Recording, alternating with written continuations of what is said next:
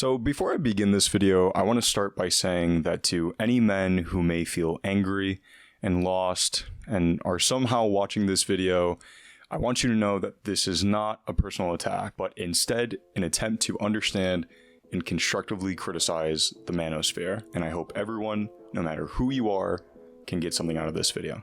Thank you.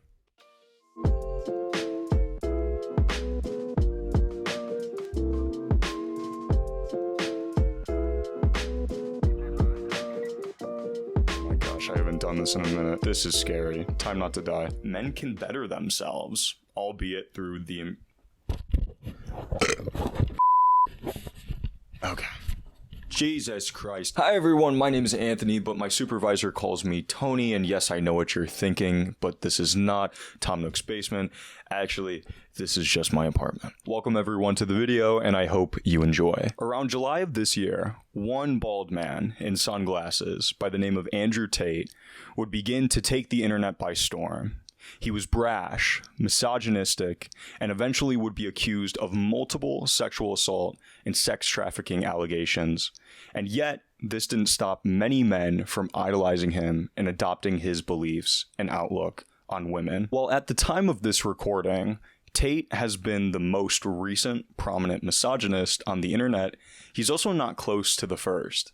In fact, in many ways, Tate is just a larger problem stemming from the male-dominated online community known as the manosphere. Writer for the Washington Post, Caitlin Dewey, defines the manosphere as a collection of communities aligned by their common interest in men's issues, often associated with online harassment and real-world violence. While the label of the manosphere is a somewhat recent term, becoming prominent around the end of the 2010s, some of the oldest groups associated with the manosphere, such as MRAs or men's rights activists, have their roots in 1970s feminist backlash and post-9/11 neoconservatism. There are various different communities on various different online platforms that can be considered part of the manosphere, including commonly recognized groups such as pickup artists, men going their own way, and the incel community, and the before-mentioned men's rights activists. The common thread connecting all of these groups together is in their belief in some variation of what we can call red pill philosophy. Red pill philosophy being this idea of men, masculinity, and the Western world being supposedly under attack from feminism and their lies of female oppression, along with growing feminization of our culture. It's also worth mentioning that there are other offshoots of this idea that make up the manosphere. For example, black pill ideology can be understood as an even more extreme version of the gender essentialism and bastardization of biology we find in the manosphere that has its roots in red pill thought, but is also a very different form of it. Hi everyone, video editing Anthony here, just making a few notes here and there throughout the video, just because unfortunately I found that when you sit down to record a video for 4 hours,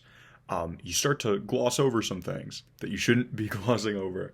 And I've realized that I say the term either biological essentialism or gender essentialism like a lot throughout the video, and I never really explained what it means, because originally that was, I kind of explained that a little bit more in another section of the essay that I completely scrapped because it was just taking too long and it was kind of besides the main point of the video.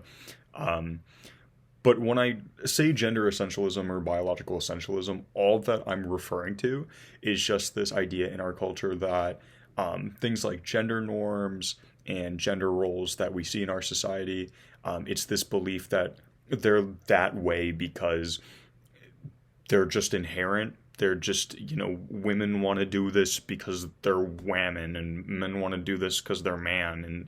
And when you look at any sources, it's really the reason that we do this is because it's socially constructed. And so that's kind of what that section was about. That's kind of what I mean when I'm talking about biological essentialism. I'm just referring to that idea that this phenomenon is inherent in our biology. And I'm kind of fighting that idea because really it's not. But anyway, that's my little tangent. Hopefully I don't have to make so many of these notes. On to the rest of this section.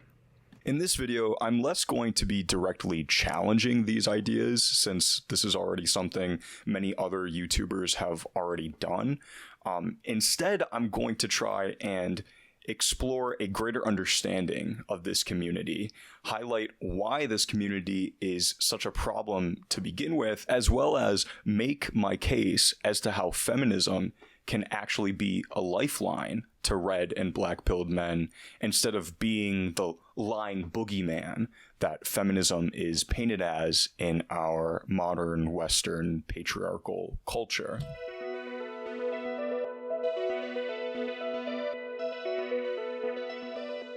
Like I just sort of alluded to, much of manosphere rhetoric is predicated on this idea that men and women are extremely different, like to the point of them almost being considered different species of people. This is part of the reason as to why the manosphere is able to thrive, because it's already based on common Western ideas of gender roles being inherently based on supposedly essential physical and mental characteristics of men and women, when in actuality, these differences aren't even necessarily true and or not as big of a difference as we think. Because of this, manosphere communities usually heavily degrade and dehumanize women, such as describing them as necessarily selfish, deceptive, exploitative, and erratic, and tend to view members of both binary genders as more of a hive mind, with women being viewed as the most hive-minded of the two. Furthermore, members of these communities may acknowledge that bad things happen to women, but are likely quick to imply that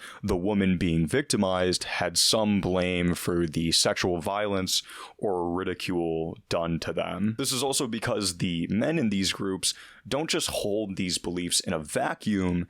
Instead, many of them have leftover pain and emotional baggage from female rejection that cause them to adopt these more extreme misogynistic views. Ultimately, it's their anger and feeling of loss that drives them, sometimes to even very drastic acts of violence.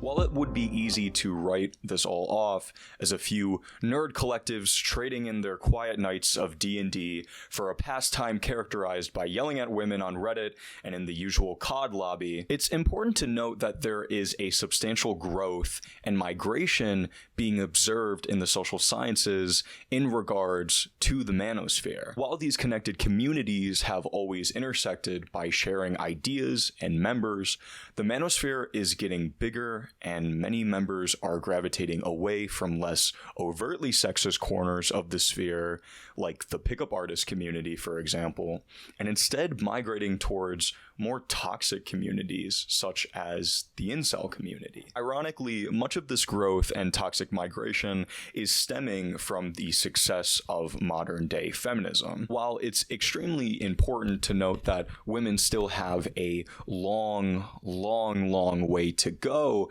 before gaining true liberation in our culture, these few successes women have been able to achieve in the 21st century have allowed the manosphere to perpetrate this idea of male victimization and regression of Western masculinity. Ultimately, once someone finds themselves within the manosphere fold, it becomes really hard to leave. These communities tend to isolate their followers with illusions of support and mobilize them towards misogynistic action.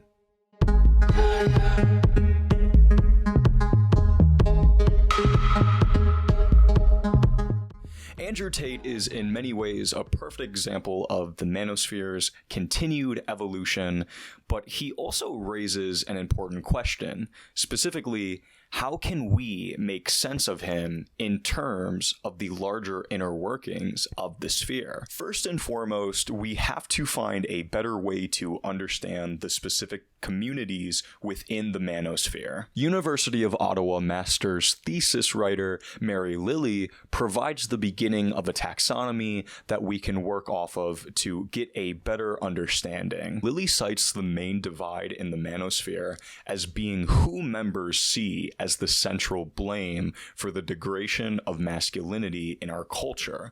For example, MRAs and members of Men Going Their Own Way place the blame on society. They believe the issue is society's attention of women and ignorance of men, but pickup artists and incels, on the other hand, see the issue as being some problem with men, either that some men are too beta, in the case of pickup artists, or that some men are too ugly in the case of incels. My problem with this idea, however, is that it doesn't really allow for a better understanding of some of the nuanced aspects of the manosphere.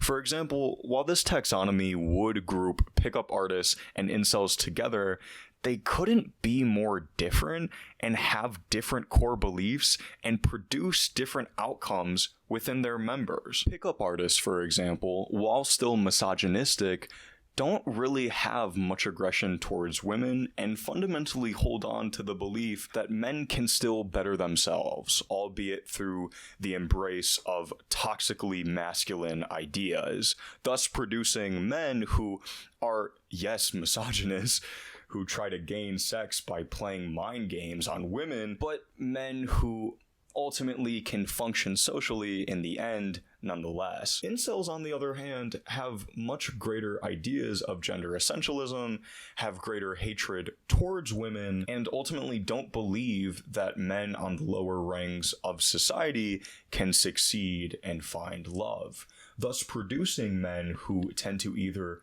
not be in contact with women or are very prone to violence against them. Plus, I have to ask, within this framework, how do you even use this divide to place someone like Andrew Tate? My main point is not to say that one group of misogynists is somehow better than the other, because honestly, both of these groups clearly suck and don't do great things for their members, but my main point is to say that we need a better way to find these distinctions.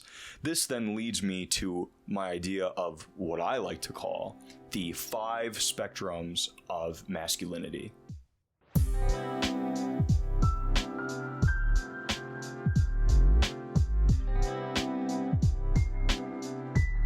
So part of my idea for these spectrums comes from the reading I did of Cornell philosophy professor Kate Manne's book, Down Girl. In her book, she breaks down the ideas of misogyny, sexism, and the patriarchy in a way that attempts to explain the phenomenon of our current misogynistic Western culture.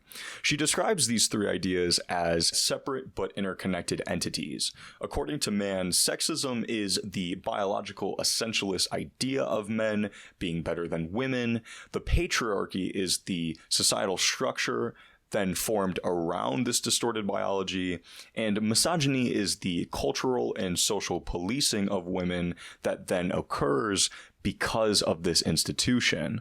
With this understanding of these terms, Manne allows us to see how patriarchy forms and works while also showing the parts that different actors play within this system. And with these 5 spectrums, I hope to achieve a similar aim. From all of the research that I've done on this issue, I've come to the conclusion that the manosphere is predicated on 5 spectrums of belief. Number 1, belief in the standard view of masculinity. Number 2, belief in biological essentialism. Number 3, feeling of victimization by society. Number 4, a migration away from alpha masculinity. And finally, number 5, a feeling of alienation. Now, I'm not going to make the claim that these 5 spectrums are the end-all, be-all when it comes to manosphere taxonomies. But for the time being, I do think this provides us with a better lens to use when viewing the manosphere. Number one, belief in the standard view of masculinity is the first and foremost basic spectrum. Think of this as the test to see if you even qualify to be part of the manosphere to begin with. The one thing all manosphere groups have in common is their shared spot on the high end of this spectrum. All manosphere communities are predicated on this trust in patriarchy's central idea of masculinity and the lack of questioning of our culture's gendered ideals. Belief in biological essentialism is where we begin to diverge a little bit, however. Let's continue on with our examples of the pickup artist community and the incel community. Pickup artists would be at the mid to high range of this spectrum, since their community and practice of pickup is based on the idea of women largely thinking from the same sort of evolutionary psychology. Yet within the community, there is also this understanding of other factors also at play going on when it comes to dating that aren't fully based on pure biology. Incels, on the other hand, would probably be at the high to extreme high end of this spectrum, since their belief is predicated on the idea that your biology and gender essentially dictate your ability to gain sex. Feeling of victimization by society is where we can begin to understand the anger from certain parts of the manosphere. Pickup artists, while on the higher end of other spectrums, are on the lower end of this one. They don't feel all too alienated by society, since they still feel as if they can achieve greater status within traditional masculinity and thus don't have as much anger towards women. This is where the gap between pickup artists and incels, however, begin to really show, because incels feel that they're on the outside of this supposedly Chad and Stacy dominated world. Thus, this feeling of being an intense outgroup adds to their growing hatred of the social in-group. Migration away from alpha masculinity is an interesting one, and a spectrum I developed based off of Connell and Messerschmitt's based off of Connell and Messerschmitt's based off of Connell and Messerschmitt's idea of hybrid masculinity. The idea goes that as some of these online groups feel alienated from masculinity but still believe in the structure masculinity is based upon, they gravitate away from traditional alpha masculinity and towards a new sort of beta form that takes their new, more black-pilled ideas into consideration. Pickup artists, on the other hand, don't really see much of a need to embrace beta masculinity as long as they feel as if they're improving their skills in female manipulation, whereas incels feel as if their only real hope is to attach themselves to their new form of beta masculinity entirely. Feelings of alienation is the last but probably the biggest spectrum to consider. It's this growing sense of isolation and alienation from others that I believe to really be the driving force of this toxic migration we are seeing within the community.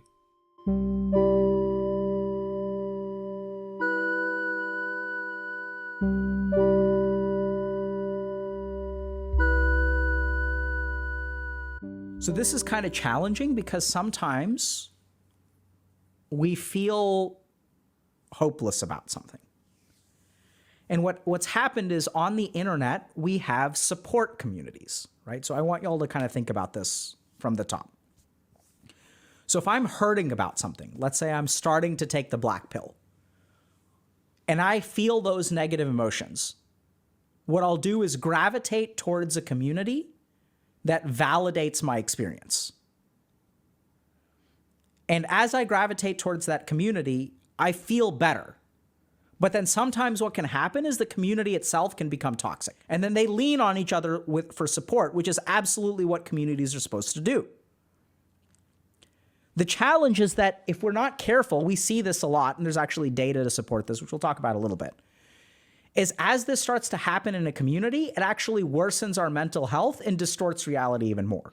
As psychiatrist and Twitch personality Dr. Alok Konogia, by the way, side note, if I got your name wrong, I'm really sorry, otherwise known as Healthy Gamer GG, expressed in this recorded live stream, the incel community and other parts of the manosphere can't just be understood as a force of misogyny, but also must be understood as a support system for these men. Many of the men we find in the manosphere weren't there originally because they hated women. It's because they felt a growing sense of alienation from others, felt unloved, and felt stuck in a cycle of rejection they couldn't get out of. To out myself a little bit for the purposes of this video, I want to say that I decided to cover this topic because I have some experience in some of these communities. Before I got to college, I used to be a very anxious, introverted kid. I didn't feel good about myself, and I felt unlovable because girls didn't really seem to like me all that much. And when society bases male value on metrics of sexual arousal and masculinity, this can really start to take its toll on you. I never took on the label of being red-pilled, but looking back now, I was definitely a bit of a red pillar. I would watch videos about how to try and talk to girls and how to be more confident in social situations. And after a while, some of the videos on YouTube I was being recommended became more and more gender essentialist and less about actually growing general social confidence. I'm just glad that thankfully around the same time, I happened to have a couple really great female friends in my life who were able to get me to begin to see how some of these ideas I was starting to internalize were really harmful for me and the women I was beginning to interact with. But I often think about how I would have ended up differently if I didn't have these same support systems at the time. While this is easier for me to say since I'm a man and am not directly impacted negatively from misogyny, I can't help but see that this is something we have to consider if we want to actually do anything about this issue. People of the manosphere, incels, pickup artists, all of them, are paradoxically both huge perpetrators of misogyny while also being victims of the very ideas they perpetuate. Hey, look, I'm back. It's nice seeing you guys. It's been a minute. Okay.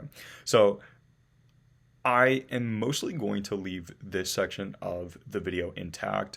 However, I did want to make a bit of an addendum just because I'm going through and I'm editing, and I'm a little worried that some people could take this section the wrong way because I don't think I explained myself in the best way.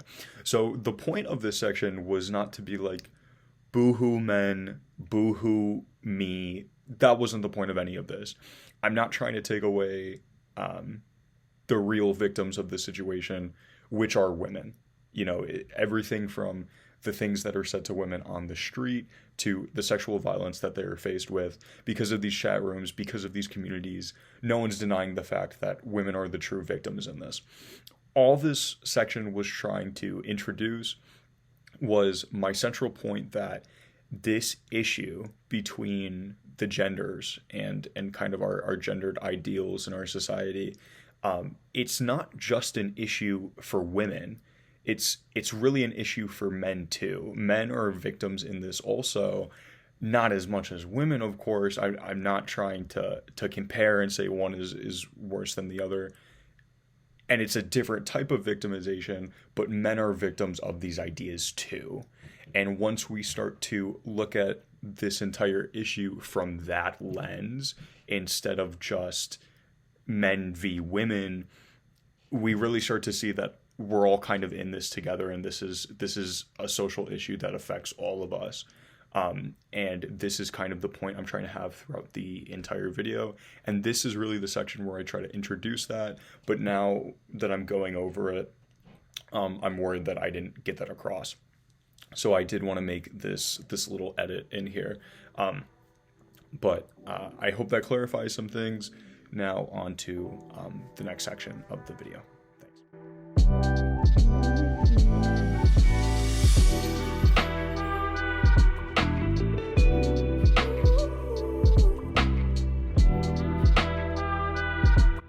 Now, going over all of this information, where can we place Andrew Tate in the manosphere exactly, and what can we learn from him? Well, based on the hour of amazing Tate takes that I had the pleasure of analyzing in a Starbucks, this is sarcasm, I think I have a much better understanding of who Tate is and how he factors in to these trends that we're seeing. From what I've seen, many of Tate's ideas aren't actually that much different from other red pillars. In fact, he pushes the same social Darwinist rhetoric that a lot of other guys in the sphere do as well, like talking about how men can't be and how mental illness is somehow a sign of male weakness, and his attempt to reinforce gender roles and dehumanize women. But there are two main things of note about Andrew Tate that are very different about him, and honestly, like, kind of weird. So the first thing is kind of his sort of angry persona that he does, and the other thing is his weird economic stuff. Yeah, I'll talk about that first because it's a little odd. Researcher Sean P. Van Valkenburg's article on the manosphere's relationship with neoliberalism really makes sense and puts a lot of Tate's Hustler University stuff into perspective. Van Valkenburg, along with O'Neill and Kelly, explained that looking at dating through a capitalist framework of market value and market control allows for members of the manosphere to dehumanize women by making them into parts of a market to dominate, rather than focusing on the actual complex reality of these women being human beings that are more than just a valued or devalued commodity in the sex market. Controlling both women and finances also harkens back to this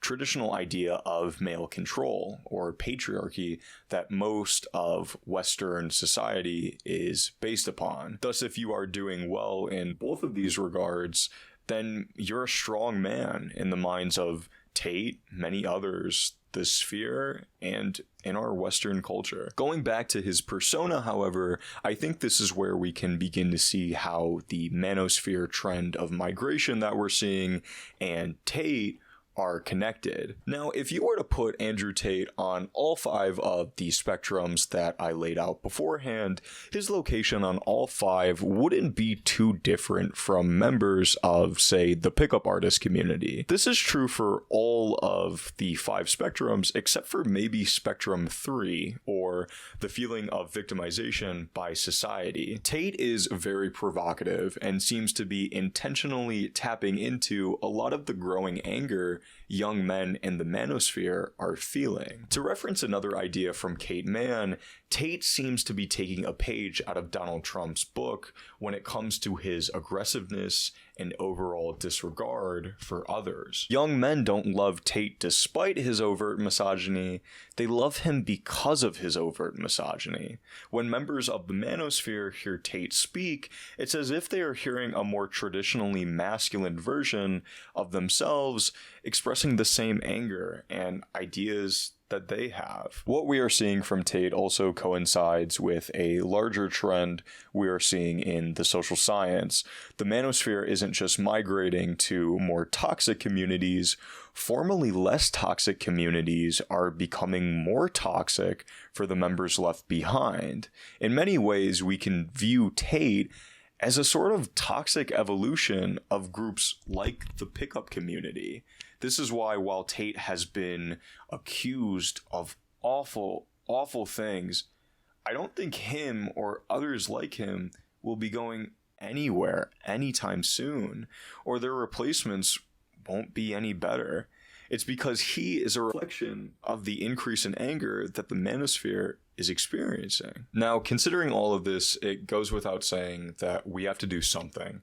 The problem is getting worse. Tate is showing us that an unchecked manosphere is just leading to an exacerbation of the issues we've been seeing. This is again where Kate Manne comes into play. Just as she identified sexism as being the foundation of misogyny and patriarchy, I am hoping that I have identified my first spectrum of the manosphere, belief in the standard view of masculinity, as being the foundation of the manosphere. To dismantle all this, we're going to have to channel our idea of masculinity and ask ourselves this question. Should masculinity as a guiding principle for men even exist in the first place?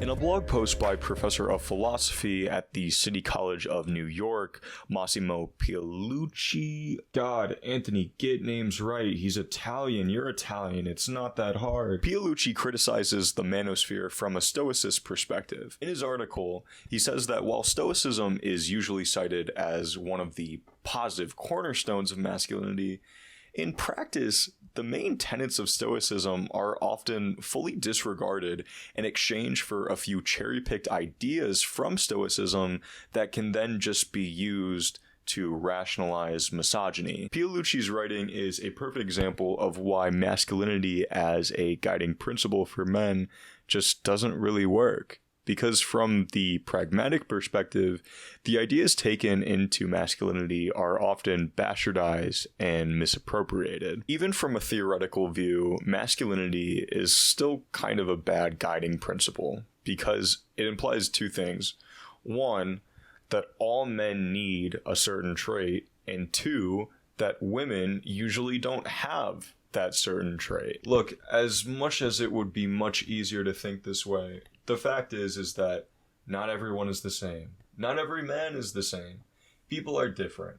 Lumping all men into a category and saying they all need to act in some socially constructed way reduces them down to their gender identity and forgets the nuance of our personhood.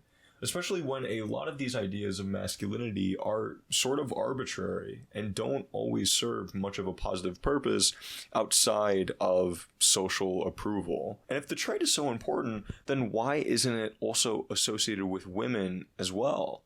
Take Stoicism for further example. If Stoicism is such an important philosophy, then shouldn't it be practiced by women as well? To this question, there are essentially only two answers. Either one, you think Stoicism should be something women should practice, which in that case, it's no longer associated with masculinity, it's just associated with personhood. Or two, you think women are incapable of Stoicism, which is just a perpetuation of the gender essentialist ideas that are hurting all of us. For these reasons and many more, I can't help but make the claim that as men, we should consider leaving masculinity as a guiding institution altogether.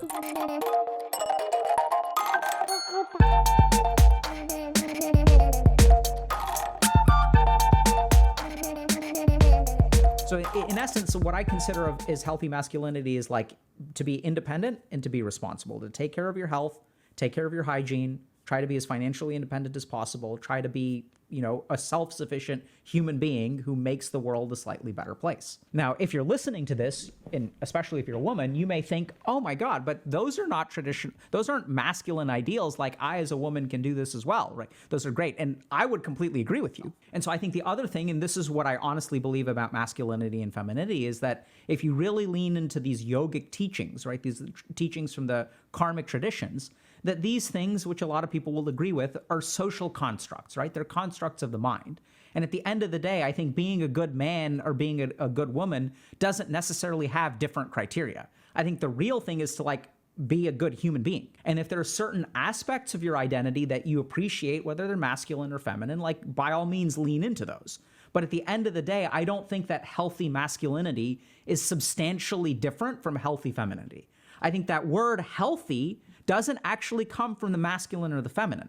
The word healthy comes from the humanness that we all share. In another live stream, Dr. K tackles this idea of masculinity and comes to a similar conclusion. Masculinity isn't necessarily the best guide for men.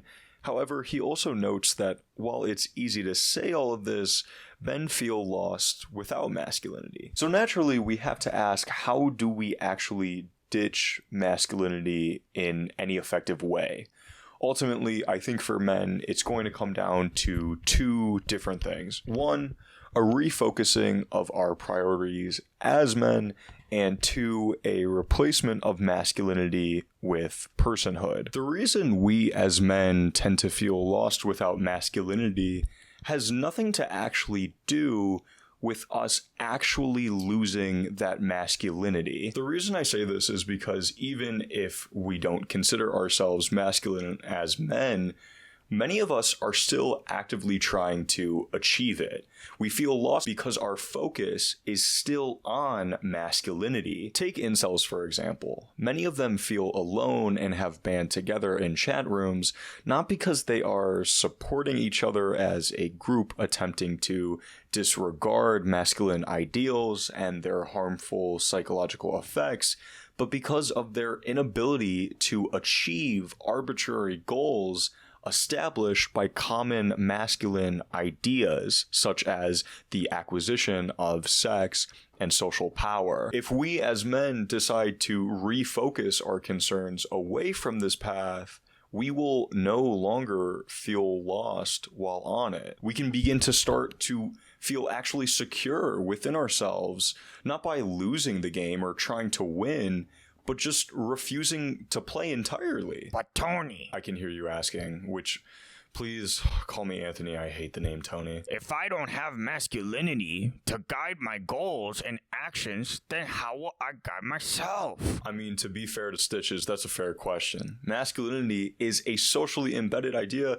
within our culture and relationships, so it's not like we can just get rid of it without replacing it with something else. At that rate, it would be pretty easy to just slide back into Tate mode. This, I think, shows where our refocusing should shift. We should feel a bond to a group for guidance, but this connection shouldn't come from our commitment to our gender, but from our commitment to other fellow human beings. We have to stop focusing on being good men and focus on being good people, shifting to a philosophy of human ethics and away from a philosophy of gendered ethics. This would also help to break the socially constructed divide between men and women and start to really get us guys to the people we want to be. So even though it is emotionally validating to spend time in some of these communities, it doesn't actually help you in the long term. As you alter your behavior and stop sabotaging your attempts at connection with other human beings, you'll start to form relationships. As you start to form relationships, you can start to reintegrate your past experiences into yourself in a healthy way. And that's how you untake the black pill.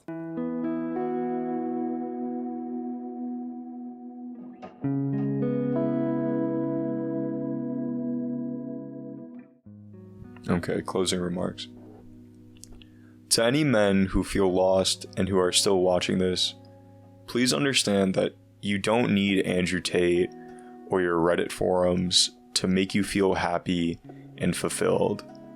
I know the Manosphere feels like a positive, supportive place for you, but if anything, going farther into the community just makes you feel more and more alone in the end.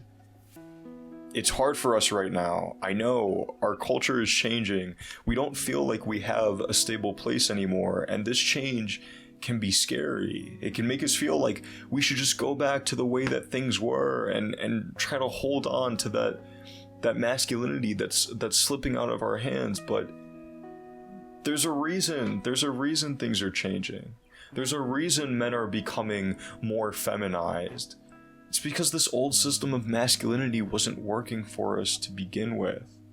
We don't need to be controlled by this social pressure. We can be our own people, embrace the ambiguity of our new world, and work with feminists. Actually work within feminist theory to make a better, less gender oppressive world for everyone.